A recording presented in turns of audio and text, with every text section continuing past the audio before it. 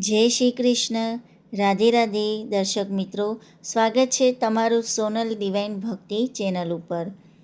મિત્રો, અધિક માસના જે મહત્ત્વના અધ્યાયો શરૂ કર્યા છે એ સિરીઝમાં અધ્યાય 6માં આપણે જોયું હતું મળ માસનું કષ્ટ વિવરણ, એટલે કે મલમાસ જે છે એનું ભગવાન વિષ્ણુ જે છે ભગવાન કૃષ્ણ સામે એનું જે વર્ણન કરે છે એ આપણે જોયું હતું. હવે આપણે જોવાના છીએ અધ્યાય 7 કે જેનું શીર્ષક છે મળ માસ પાવન બન્યો. તો મિત્રો, અહીંયા આપણે જોઈએ કે અધ્યાય 7 તરફ આપણે આગળ વધીશું, જેનું શીર્ષક છે મળ માસ પાવન બન્યો. સંસારમાં જ્યારે કોઈ સાવ એકલું, નિરાધાર અને દુઃખી હોય ત્યારે તેનો હાથ સ્વયં પરમાત્મા પકડે છે. આ અધ્યાય એ વાતનું જીવંત ઉદાહરણ છે કે કેવી રીતે એક તિરસ્કૃત મળમાસ ભગવાન શ્રી કૃષ્ણના શરણે જઈને સૃષ્ટિનો સૌથી પવિત્ર પુરુષોત્તમ માસ બની ગયો. હવે આ જ મુખ્ય જે વિચાર છે એ વિચાર સાથે આપણે અધ્યાયની શરૂઆત કરીએ, તો જરૂરથી ધ્યાનથી સાંભળવું.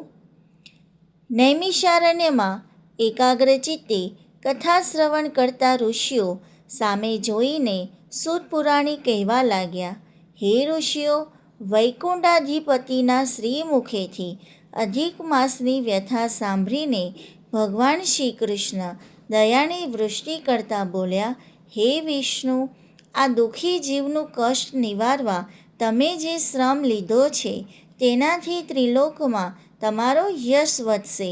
જેને તમે શરણે રાખ્યો છે એને મારાથી ન તરછોડાય. અહીંયા વિષ્ણુ ભગવાન અને કૃષ્ણ ભગવાન બંને વચ્ચે સંવાદ થાય છે, બરાબર? એટલે કૃષ્ણ ભગવાન કહે છે કે વિષ્ણુ, હે વિષ્ણુ, આ દુઃખી જીવ જે છે, મલમાસ જે છે, એનું દુઃખ દૂર કરવા તમે જે શ્રમ લીધો, તમે જે મહેનત કરી, એનાથી તમારા ત્રિલોકમાં તમારો યશ વધશે.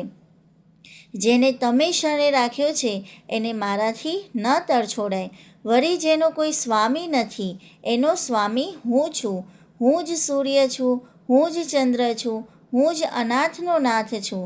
મારું નામ પુરુષોત્તમ છે. અત્યંત દુઃખી એવા આ અધિક માસને હું મારા નામ સહિત મારા તમામ ગુણોનું દાન કરું છું. આજથી આ મળ માસ પુરુષોત્તમ માસ તરીકે જગતભરમાં ઓળખાશે. વળી આ 12 મહિનાઓથી વધુ પવિત્ર, તેજસ્વી, કીર્તિવંત અને શ્રેષ્ઠ બનશે. આ માસમાં જપ, તપ, વ્રત, કથા, દાન, તીર્થ કરનાર જીવ ધન સંપત્તિ અને મુક્તિને પામશે. જોકે મારી કૃપા વડે પવિત્ર બનેલા આ માસની જે કોઈ યથાવિધિ ભાવ શ્રદ્ધાથી પૂજા કરશે તેના સઘળા પાપોનો ક્ષય થશે. હે વિષ્ણુ, યોગીજનો સંયમ કેળવી ચોમાસામાં વૃષ્ટિ, શિયાળામાં ઠંડી અને ઉનાળામાં ગરમી સહન કરીને સતત મારા નામનું સ્મરણ કરે છે, છતાં તેઓને મારા ધામની પ્રાપ્તિ થતી નથી. પરંતુ જે જીવ આ પુરુષોત્તમ માસની પૂજા કરશે એ યોગીજનોને દુર્લભ એવું મારું ધામ પામશે. હે વિષ્ણુ, આ માસમાં જે મનુષ્યો વ્રત કરશે તે બધા માસના વ્રત કરતાં સહસ્ર ગણું ફળ પામશે. હે વૈકુંઠપતિ, ચાતુર્માસ અને અન્ય કઠિન વ્રત કરનાર જીવને સ્વર્ગની પ્રાપ્તિ થાય છે, પરંતુ પુણ્યબળ સમાપ્ત થતાં એ જીવને ફરીવાર પૃથ્વી પર આવવું પડે છે.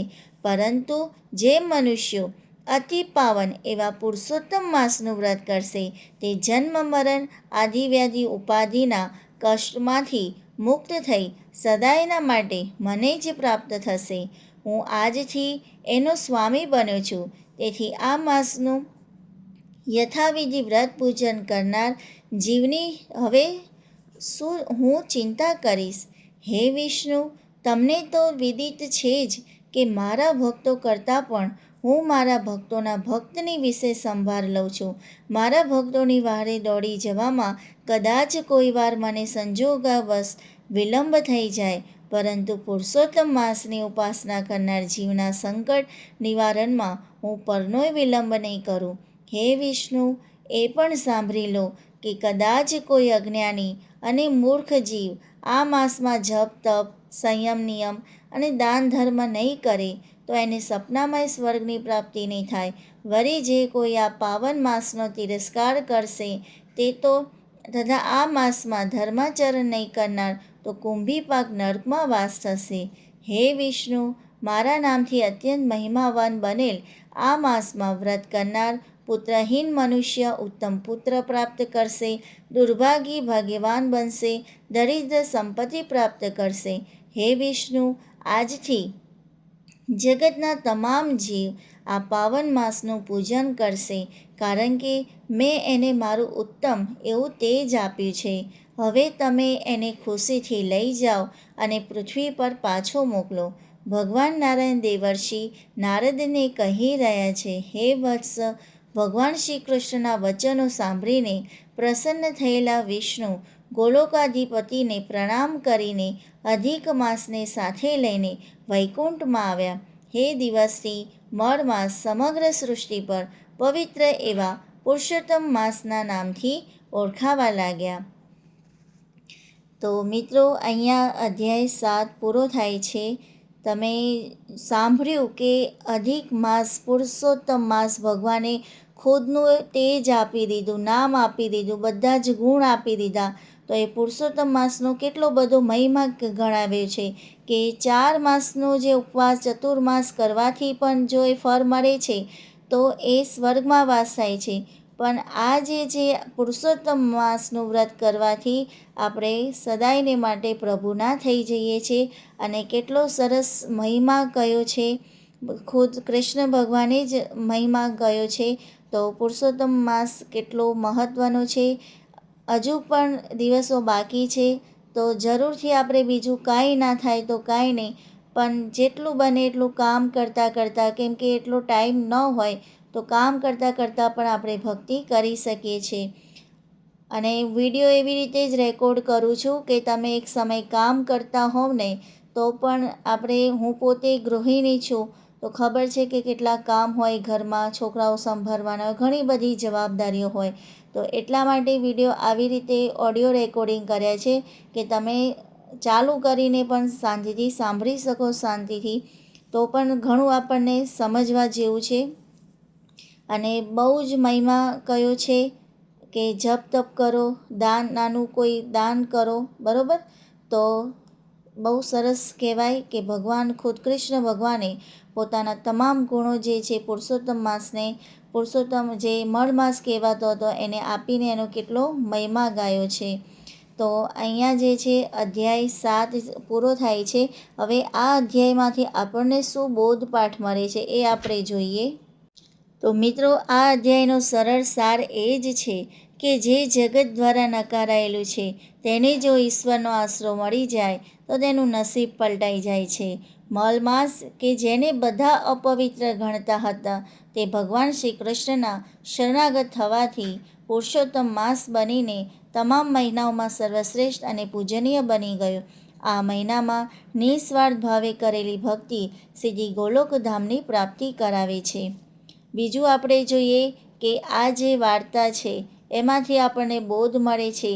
એક તો શરણાગતિનો મહિમા, ભગવાને શરણાગતિનો મહિમા સમજાવે છે કે જ્યારે જીવનમાં ચારે તરફથી નિરાશા મળે, લોકો આપણો તિરસ્કાર કરે ત્યારે હિંમત હારવાને બદલે પરમાત્માના શરણે જતા રહેવું જોઈએ. ઈશ્વર ક્યારેય કોઈ શરણાગતને નિરાશ નથી કરતા. બીજું સમજાવ્યું છે કે યોગીઓ કરતાં ભક્તો શ્રેષ્ઠ છે. કઠિન તપ કરનારા કદાચ અહંકારમાં અટવાઈ જાય, પણ જેઓ આ પુરુષોત્તમ માસમાં સરળ હૃદયથી, ભાવ શ્રદ્ધાથી પ્રભુનું સ્મરણ અને દાન પુણ્ય કરે છે તેમને ભગવાન વગર વિલંબે પોતાના ધામમાં સ્થાન આપે છે. અને આજનો સંદેશ આમાંથી જોવાનો છે કે આપણી અંદર પણ જો કોઈ અપૂર્ણા કે મળ એટલે કે દોષ હોય તો આ પુરુષોત્તમ માસમાં ભગવાનના નામનો જપ કરીને આપણે પણ પાવન બની શકીએ છીએ. આશા રાખું છું કે અધ્યાય 7નો આ દિવ્ય સંદેશ આપણા જીવનમાં સકારાત્મકતા લાવશે. જો કથા ગમી હોય તો ચેનલને લાઈક, શેર અને સબસ્ક્રાઈબ જરૂર કરજો. આવતીકાલે મળીશું અધ્યાય 8 સાથે. ત્યાં સુધી જય શ્રી કૃષ્ણ. પુરુષોત્તમ પ્રભુની જય. રાધે રાધે. ચેનલ ઉપર જો તમે નવા હો તો જરૂરથી ચેનલને સબસ્ક્રાઈબ કરી લેજો. અને આજે આપણે અધ્યાય 7 જોયો છે. હવે મળીએ આગળના નેક્સ્ટ અધ્યાય સાથે. રાધે રાધે. જય શ્રી કૃષ્ણ.